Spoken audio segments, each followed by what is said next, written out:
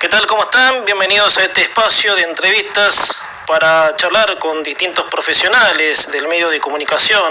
Hace poco lo hicimos también con otros profesionales, con una especialista en biodecodificación, que ahí está, por supuesto, a continuación de esta charla magnífica que vamos a tener ahora, porque ahora tengo a un locutor y periodista todoterreno, diría yo. Una trayectoria inminente en medios de comunicación, no en televisión, aunque estuvo a punto, estuve leyendo por ahí y ahora se lo voy a preguntar, para que identifiquen mejor. Es la voz del tránsito, de la publicidad famosa Luchemos por la Vida, para que vayan, sacándolo. Bueno, esa voz es Carlos Clerici y lo voy a presentar. Para mí es un honor charlar con él y lo tengo del otro lado de la línea. Carlos, ¿cómo te va? Hola, ¿cómo estás? Para que lo escuchen bien, diríamos el celular al volante. Grande. Por la vida. Qué bueno, qué cuerpo, ¿eh? ¿Quién pudiera tener ese tono de voz tan bien colocado? Bueno, Carlos. Vos sabés que es una de las cuestiones, sí, más allá de la larga carrera en los medios, sobre todo en la radio, como vos decís, esta publicidad en la que me ha identificado con todas las generaciones. Te ha llevado a la fama, digamos, al reconocimiento, fama. De algún modo, y sobre todo con los más, los que hoy tienen entre 20 y 30 años, claro, en ese rango de edad, porque cuando eran chiquitos miraban piñón fijo y desaparecían las publicidades en televisión.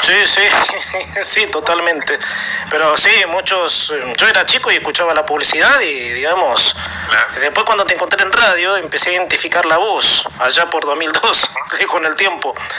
Bueno, Carlos, para mí es como te decía, un lujo charlar contigo y quiero que me cuentes, saber, ¿no? Esto más o menos hacerse una descripción de tu enmarque, en tu trayectoria, pero la pregunta principal es, ¿cómo te sentís en este momento cuando mirás? ¿Cuántos años de trayectoria tenés? Y en los medios estoy cumpliendo 40 años. ¡Opa! Bastante. Arranqué en el 86. Exactamente. Mira vos. En Radio del Plata. Sí. Yo me recibí de locutor en el 85. Mira qué bueno. Y en enero del 86 ya estaba trabajando en Radio del Plata, anunciando temas. ¿Como locutor? Musicales. Sí, y al poco tiempo ya entré fijo, creo que fue en el mes de marzo, acompañando a Carlos Rodari, mira, en el programa que tenía, que charlaba con la gente a través del teléfono en la radio. Entonces yo te pregunto, mirá 40 años atrás, ¿y cómo te sentís hoy después de haber cosechado tanto, dándole tanto al público? ¿Cómo te sentís? Me siento muy bien por la tarea cumplida. Siempre uno querría haber dado algo más y siempre me siento como en deuda con algunas cosas, pero reconozco, sobre todo, días pasados hubo una fiesta también de FM Horizonte. Sí, estuve viendo en las redes. 40 años. Claro, sí, eso cumplió 40 años de vida. Sí. Y yo entré un poquito después, a los 2 años, o sea, yo hace 38 que empecé a trabajar en Horizonte, y escuchar el reconocimiento de la gente, el recuerdo de la gente que lo lleva tan vivo en sus vidas, que se acuerdan cada detalle de lo que uno hacía hace 30 y pico de años, y me parece mágico, realmente me parece una cosa extraña, pero a la vez refleja eso que vos decís, el compromiso que uno tiene a través de los medios de comunicación con el público. Cuando el FM rompía esa tradición de la música y el locutor que anunciaba un tema, porque vos, a ver, si no me equivoco, fuiste pionero en periodismo, ¿sí? En la primera mañana de FM, porque como te decía, contame cómo fue eso, cómo fue instalar ese formato periodístico a una radio FM que era impensado para la época, digamos. Estamos hablando del 96 más o menos, ¿no? No, y sí, antes también. Yo cuando arranqué en Horizonte, arranqué, como te decía, en el 89, en enero, y ahí el factor desencadenante fue el día de las elecciones, mayo del 89, elecciones que ganaba Menem, y hicimos una transmisión entre la M y la FM, la M de Horizonte, la Radio del Mundo. Radio del Mundo, sí. Claro, y en esa transmisión conjunta se ve que me vieron trabajar los directivos y vieron que tenía capacidades para algo más que anunciar un tema musical. Claro. Y yo en realidad toda mi vida quise ser periodista, no locutor. Lo digo sinceramente, ¿no? Desde chiquito, desde que tenía poquitos años y hacía transmisiones de radio en mi casa, lo hacía como periodista. Qué bueno. Y bueno, y ese día la radio empezó a generar un nuevo programa periodístico en FM, porque antes se hacía el duplex con la M, salía por las dos frecuencias, salía el mismo programa, que es un programa de AM. Claro, la radio empezó a hacer un programa propio de FM, arrancó con otro conductor que tenía el horario de la mañana, pero a los 2 meses se fue de la radio y ahí se les ocurrió, habiéndome escuchado, proponérmelo a mí. Claro. Y arranqué a mediados del 89 a hacer el programa periodístico de la mañana, que obviamente fue creciendo en personalidad propia, le fui dando el sello, le fui dando mi impronta y duró hasta el 97 en Horizonte, así que fueron muchos años de construir una mañana muy escuchada no solo por el público en general, sino también por la gente que tomaba decisiones en las empresas, o sea, que iba en su auto al trabajo e iba escuchando FM Horizonte a la mañana. Así que fue muy interesante esa experiencia para mí. Sí, a veces te escucho en tu programa, Nico, cuando hablas, haces distintas menciones, porque hoy Horizonte volvió, ya sé que no es el mismo formato, porque uno, a ver, ¿no? Es la sensación que yo tengo que... Por más que se quiera volver el tiempo, volver a poner una emisora, que eso está perfecto, pero la esencia de antes no vuelve, ¿no? O sea, porque hoy compite mucha tecnología con las plataformas digitales, digamos, ¿no? Eso, digamos, hace imposible, digamos, que vuelva a brillar una FM, una AM, más allá que la radio no muere, a ver si me explico bien, ¿no? Si vuelve a brillar esa esencia de la Horizonte de antes, comparando con todo lo que hay. Pensá que en aquella época la música importada llegaba a través de la radio. Horizonte tenía la característica de que compraba mucha música importada, que no se conocía en la Argentina, y por lo tanto el primer contacto del público con esa música era a través de la radio. Claro, no, como vos decís, hoy la situación es completamente distinta porque sale un tema musical en cualquier parte del mundo y a los 5 minutos lo tenés en Spotify o en YouTube. Sí, hoy hay de todo. La primicia que traía la radio en aquel momento con la música no puede volver a repetirse porque hoy todo el mundo tiene disponible toda la música del mundo. Entonces, ese fenómeno obviamente es irrepetible, ese formato es irrepetible, y por supuesto, además, bueno, teníamos voces muy recordadas como Mario Mazzone, Mario Mazzone, sí. Que ya no está entre nosotros y bueno, es difícil repetir un modelo exactamente igual. Esas voces de los locutores de antes, Mario Mazzone fue por ejemplo la voz institucional de Radio América, en los 90 también, una voz, digamos, estupenda. Esas voces que escuchás... Cuando yo estaba en Radio América del 2001 al 2007, haciendo la noche, el diario de mañana, la voz institucional era de Mario Mazzone. Sí, me acuerdo. Me acuerdo tu publicidad desde el diario de mañana, cuando te escuché por primera vez. Bueno, yo sí soy oyente de Clerici del 2002. Y en la publicidad Mario Mazzone decía, este es un espacio que América, LC de América, a continuación la palabra de Carlos Clerici, y salía vos diciendo, los espero a las 23 con el diario de mañana en mi mano. ¿Te acordás? Sí. Qué buen recuerdo. Sí. Muchos decían, ¿pero qué quiere decir? ¿El diario de la mañana? No, el diario de mañana. Porque salía a las 23 y era el anticipo de lo que la gente iba a leer al día siguiente. Claro, después hiciste una versión web, también medio pionero, ¿no? Los diarios electrónicos, ¿no? Porque una vez encontré de casualidad un formato del EDM en aquella época, que tenía la visión, todo un formato de diario, digamos. Tenía muchos suscriptores. Exactamente.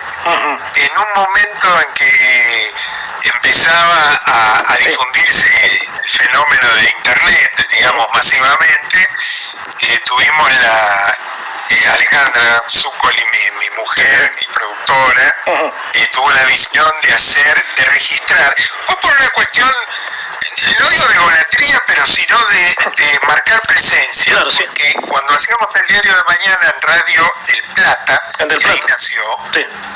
99 y 2000, pasaba que nos anticipábamos mucho con notas que hacíamos a la noche. En aquel momento el programa iba a las 20, hacíamos una nota muy buena, y como ya los diarios habían cerrado, por ahí esa misma nota la replicaban no al día siguiente, sino 2 días después. Claro. Y a veces no te daban crédito a la nota, y entonces decían en declaraciones. Claro, sí. Entonces dijimos, vamos a dejar registrado que la nota la dieron en nuestro programa. Claro. Y entonces empezamos a hacer el diario electrónico, el Diario de Mañana electrónico, y lo distribuíamos a la madrugada. Salía a 15.000 personas por correo electrónico. En ese tiempo era mucho. Y la gente lo recibía a la madrugada y, claro, se levantaba, encendía su computadora y ya tenía el diario en pantalla. Qué bueno, la verdad, cómo has instalado, digamos, poner un formato diario. Un diario escuchado por radio, digamos, con las secciones, con la visión. Me acuerdo que hacías un resumen al principio, que te quedabas corto. Me acuerdo yo que siempre que te quedabas corto, porque un programa de 1 hora hay que meter, ¿no? Digamos, me acuerdo que lo que te diste... Sí, era el desafío de meter en 1 hora tanto contenido, tanta información, y además tenemos columnistas de lujo, porque estaba el segmento de la política, lo cubría Darío del Arco, el segmento económico Miguel Ángel Rouco, que era el director del IN, de la agencia, teníamos deporte, teníamos móviles en la calle que hacía Valeria Weise, que fue compañera antes en Horizonte, en fin, teníamos un montón de cosas, más mi comentario editorial, más las distintas secciones, todo había que meterlo en 1 hora, era un desafío. Aunque un tiempo, me acuerdo cuando América cambió la programación entre noviembre y diciembre de 2002, sí tuviste 1 hora más. Ahí el programa, digamos, se relajó, digamos, en el sentido... Me acuerdo, sí. Ahí estaba un poco más cómodo. Sí, es un programón. Estaba un poco más cómodo. No, aparte... Bueno, previamente en Del Plata, cuando te digo año 99 y 2000, o sea, yo estuve en Horizonte hasta el 97, en el 98 hicimos un año en la Metro, el regreso de la Metro, mira. Comenzaba a ser la Metro en aquel momento, se llamaba el programa Buenos Aires Hora Pico, iba de 18 a 20, y después en el 99 pasamos a Del Plata AM, y ahí hacía 1 hora el Diario de Mañana, después de Pepe Liayev a las 20, pero después teníamos el gran refresco y expansión en tiempo, que era los domingos, una revista que se llamaba Hoy Puede Ser un Gran Día, que era un magazine de 4 horas. Teníamos de 9 a 13 un programa muy escuchado también. Me acuerdo que lo nombraste, sí.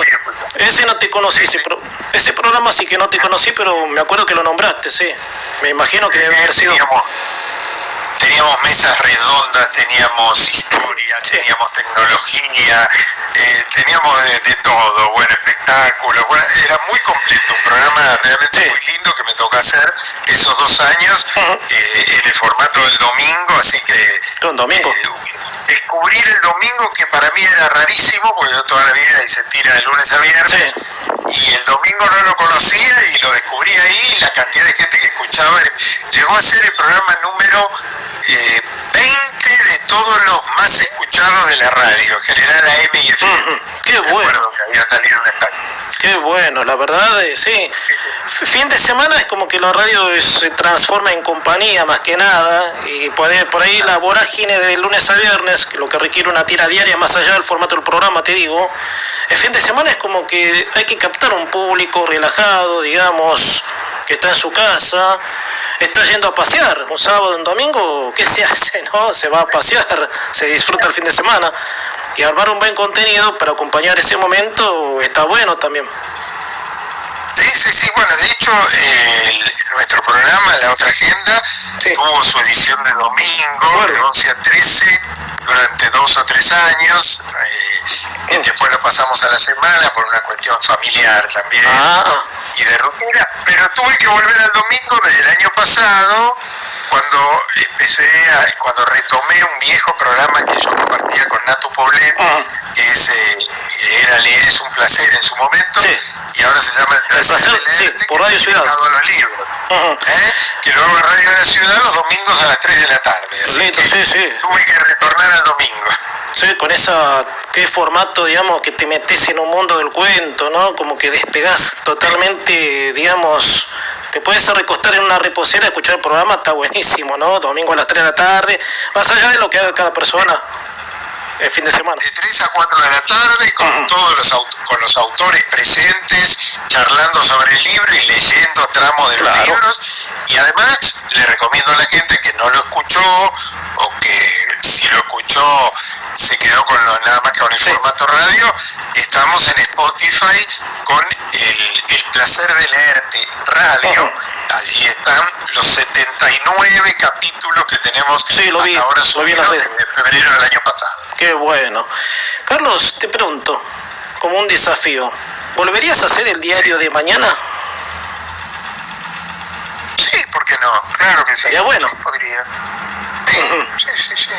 ¿Vos ahí? Mira, cuando volvió Horizonte al aire en 2023, con perfil, en la frecuencia de perfil, en la nueva frecuencia, me llamó, quien lo mantuvo vivo la marca, que es Chicho Soldati, uno de los locutores de la radio, me llamó para ver si podíamos repetir el formato de la mañana de Horizonte. Mira vos.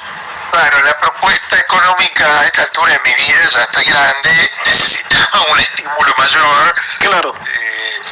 El dinero era como si fuera un principiante, y bueno, claro, no entiendo, me gustó mucho la manera en que se planteó, y entonces no llegamos a un acuerdo. Pero ¿volvería a hacer alguna de las cosas que hice? Sí, volvería a hacerlas, ¿por qué no? Estaría bueno, ¿no? Digamos... Sí, ¿por qué no? Sí, retomar un público que te sigue de hace años, donde vayas, lo que hagas, me imagino que va a estar, por supuesto. Yo soy uno de ellos que te seguiría en todos tus proyectos. Porque uno de los más fieles seguidores allí donde esté, y a toda hora y por todos los medios, que siempre además tenés la virtud de decirme, te estoy escuchando por radio, te estoy escuchando por YouTube. Carlos, pasando a una faceta muy tuya, que es la familia, porque casi toda la familia tuya la hiciste de la radio. Tenés a tu mujer Ale Zúcoli, que es una fenómena, Ale, una buena onda tiene. Toda la familia, digamos, está en el medio radial. Tus hijos también, me acuerdo Juan Francisco, que lo tenía los viernes en América. Estaba leyendo una nota que hacía una columna de temas infantiles, algo así. Sí, él vino desde que nació un 19 de diciembre, y el 24 de diciembre teníamos domingo programa, y en esa revista que yo te digo que puede ser un gran día, y con 5 días estaba ya en la radio. Claro. Sí, así que prácticamente estuvo desde siempre en la radio, y hacía los viernes a la noche sí, me acuerdo. En América, esa columna infantil con recomendaciones de espectáculos que iba a ver. Y ahora Lucía hace formalmente teatro para adultos, es visión de adolescente, pero con una gran capacidad. Es una estudiosa de la historia, está estudiando historia en la UCA, y además esto del teatro la apasiona, y se nota. Le hemos dado ahí un lugar para que se explaye, y además lo hace en las redes sociales también. Sí, suelo verlo. ¿Cómo se desenvuelve? Claro, teniendo un maestro de la locución, digamos, el desenvolvimiento, viene hija de un locutor, digamos. Bueno, cada uno tiene sus méritos.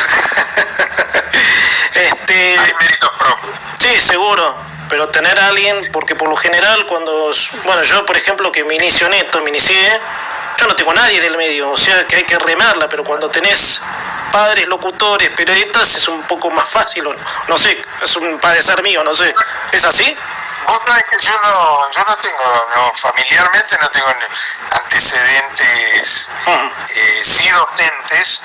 Mi abuela era una gran maestra de campo, que es una de las facetas que ahora estoy ejerciendo también, pero no, de los medios de comunicación no, yo fui el primero también. El único, mira vos. Porque sí. Es como que hay que hacerse, ¿no? Digamos, recorrer un camino, tropezarse tal vez, ¿no? Cuando, no sé, es mi parecer, porque cuando vienen hijos de ponerle, bueno, no quiero hacer nombre ni, a ver, ¿cómo te lo digo? Diego Leuco, por ejemplo, tiene a su padre y con una edad joven, digamos, que muy bien merecido, están medios grandes. ¿Eso por qué? Porque el padre... estar en medios grandes lo impulsó con más rapidez. Esa es un poco la reflexión. ¿Qué pensás? Sí, puede ser, qué sé yo, sí.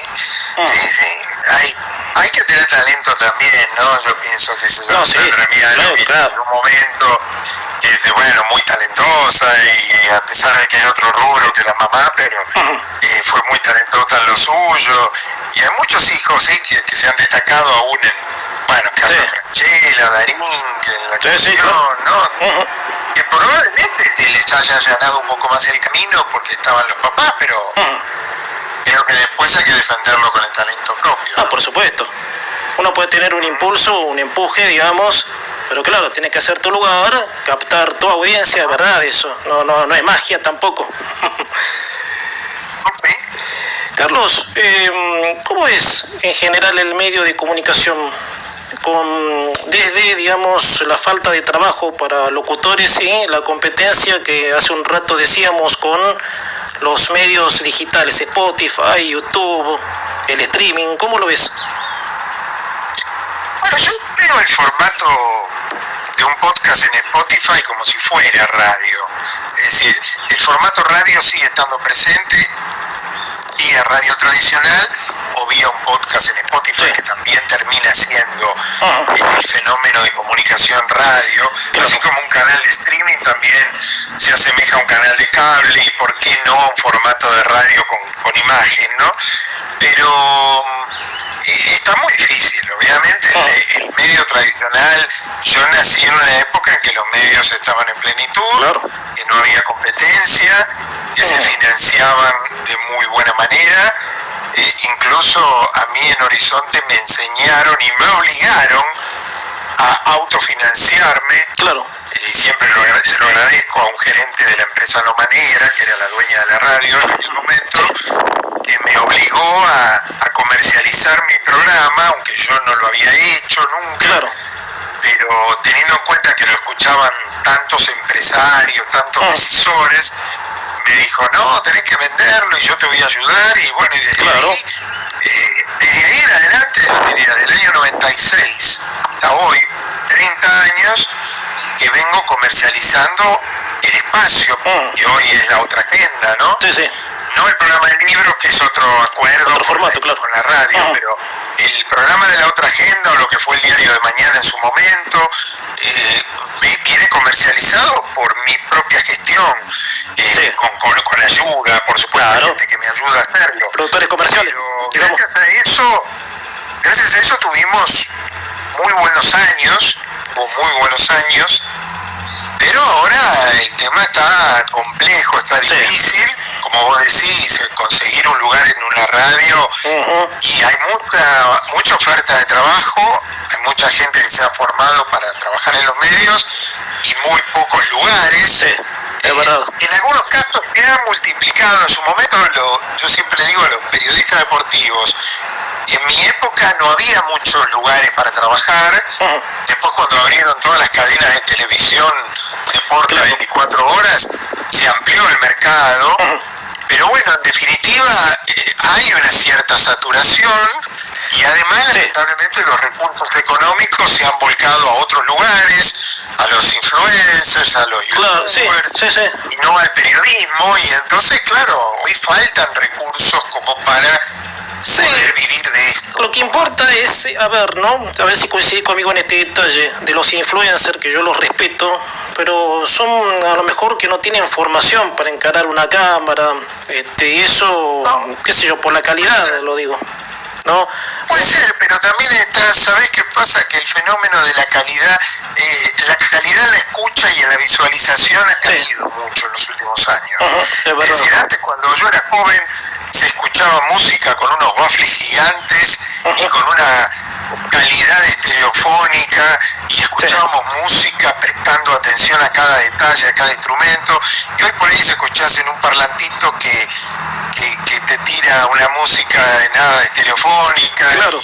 y ya no hay una escucha de la música como antes, y lo mismo pasa en las exigencias de calidad del comunicador.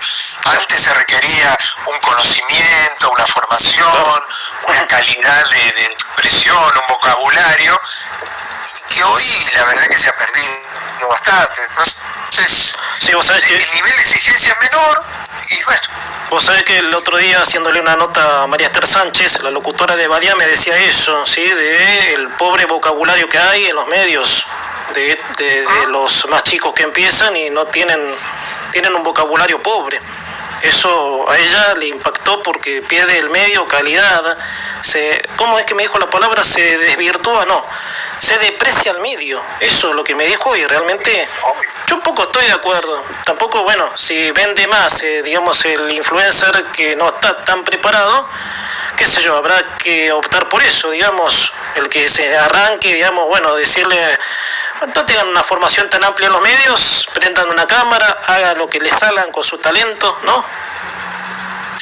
Y lo que pasa es que las redes sociales abrieron un universo donde cada uno puede ser un comunicador a través de su red. Claro. Y entonces, bueno, cada cual puede hacer lo propio, y si eso prende entre una audiencia, bueno, ¿qué vamos a decir? ¿Que está mal? No, es subjetivo. Es subjetivo. Es una manera distinta, qué sé yo. No es a la que estoy acostumbrado. No, claro. Es así. Vos sabés que yo, por lo que veo, vos te afianzás mucho a lo que es la imagen, sonido, ni comidas, incluso transmitís de YouTube, que yo te veo cuando estás en el estudio. Y la otra vez, escuchando a Fernando Bravo, decir de que él estaba en contra de eso porque se pierde la magia de la radio. ¿Vos considerás eso? Sí, y coincido bastante, sí, la radio, mira, vos cuando empezaste la nota dijiste que yo había hecho poquito en televisión, y es verdad, porque hice muy poquito, porque justamente me sentía cómodo en la radio, sí, con esta suerte de anonimato que da la voz, claro, sí, pero sin imagen.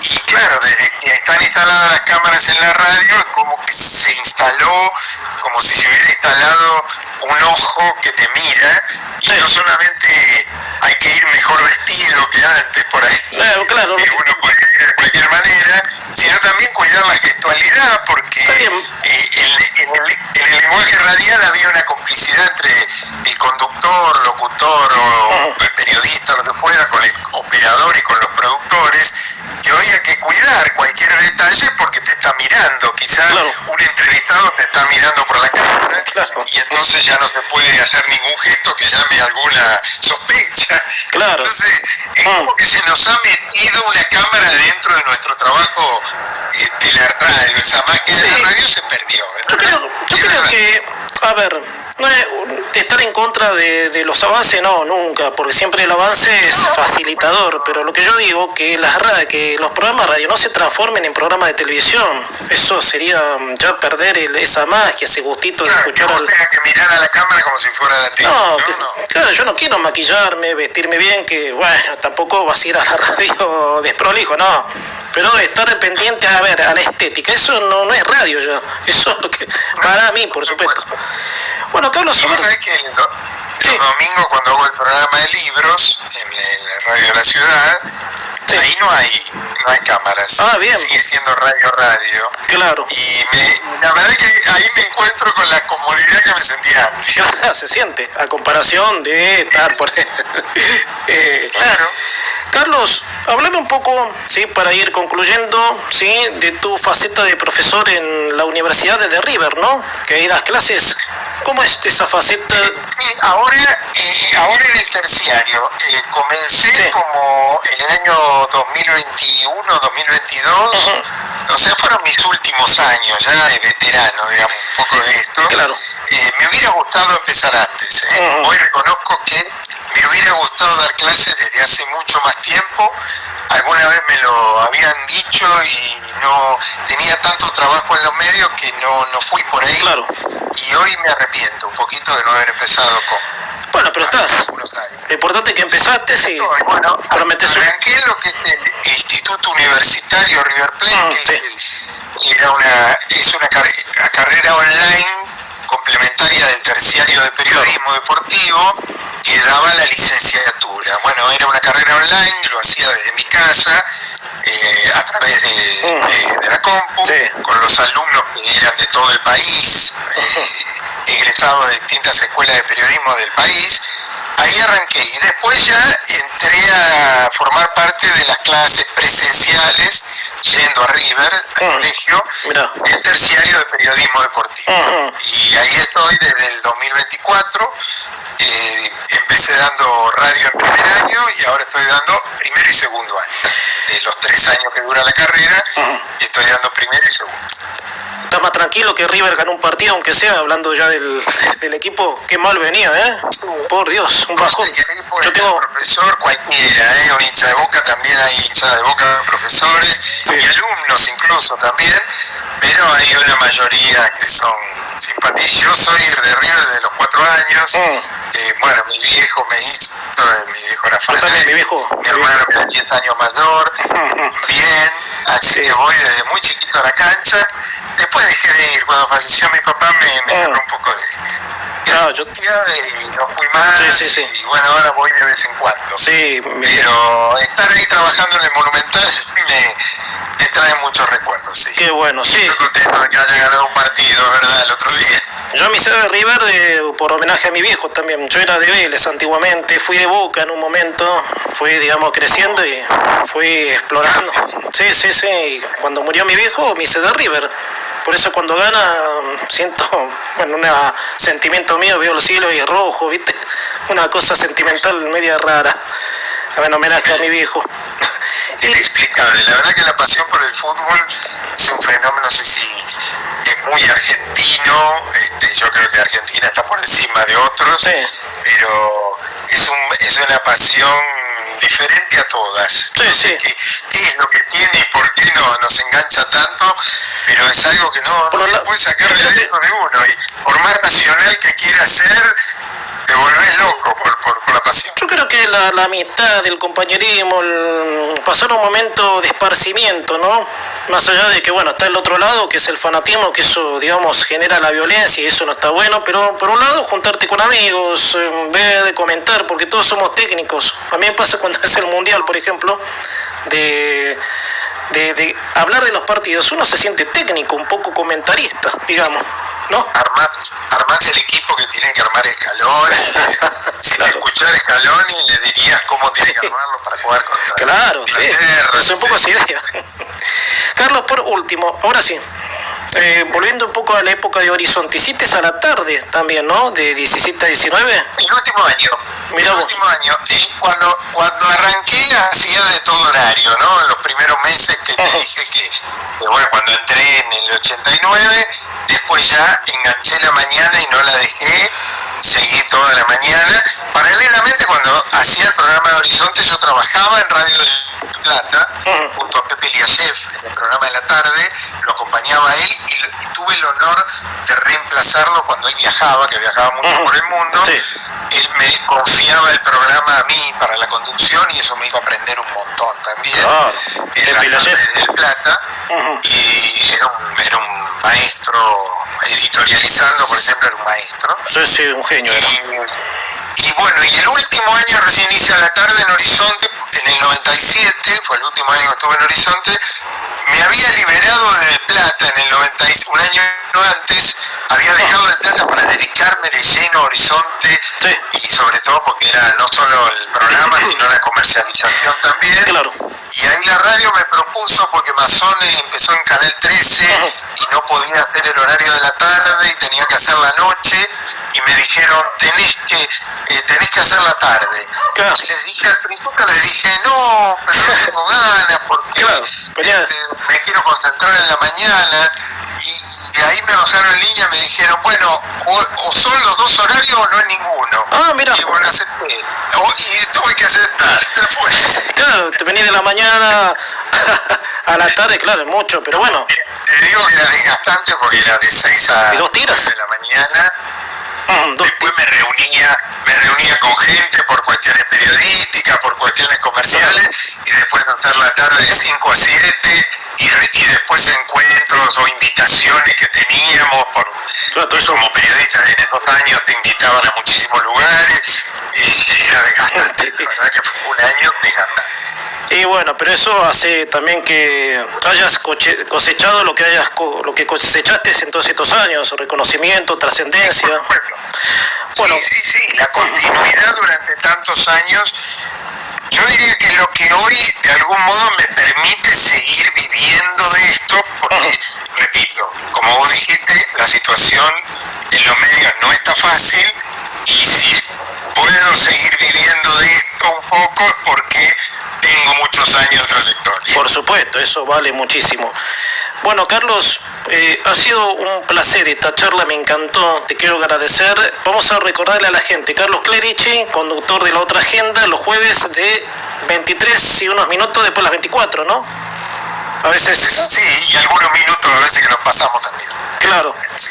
Y el programa, el placer. Como estamos libres después, a veces nos extendemos un poquito más. Sí. Y los domingos de 15 a 16, el programa El Placer de Leerte, en Radio de la Ciudad, en la 1110.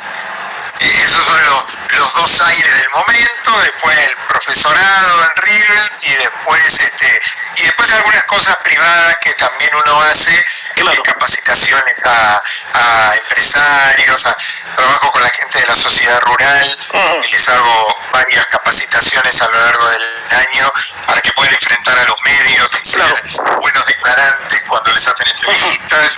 Y conduzco algunos eventos, como por ejemplo los premios EICON a la comunicación institucional, la entrega de los premios a fin de año, los premios Luchemos por la Vida también, que se entregan a fin de año. Eso, tu marca registrada. Sí, es una faceta. Yo conduje desde el 99 hasta el 2018 el coloquio de ideas en Mar del Plata. El coloquio de empresarios más importante del país. Tuvo mi conducción durante casi 20 años. Así ¡qué grande! Es un rubro que también transité, la conducción de eventos empresariales. Es donde se requiere mayor, preparación no, sino concentración. Me acuerdo un día que dijiste una anécdota de que no tenías voz y tenías que hacer un evento y llamaste a tu foniatra Marita, la nombro por estar charlando contigo, si no tengo buenos recuerdos de ella en particular, pero bueno, no importa. Que te dijo cómo salvarte de ese momento, ¿no?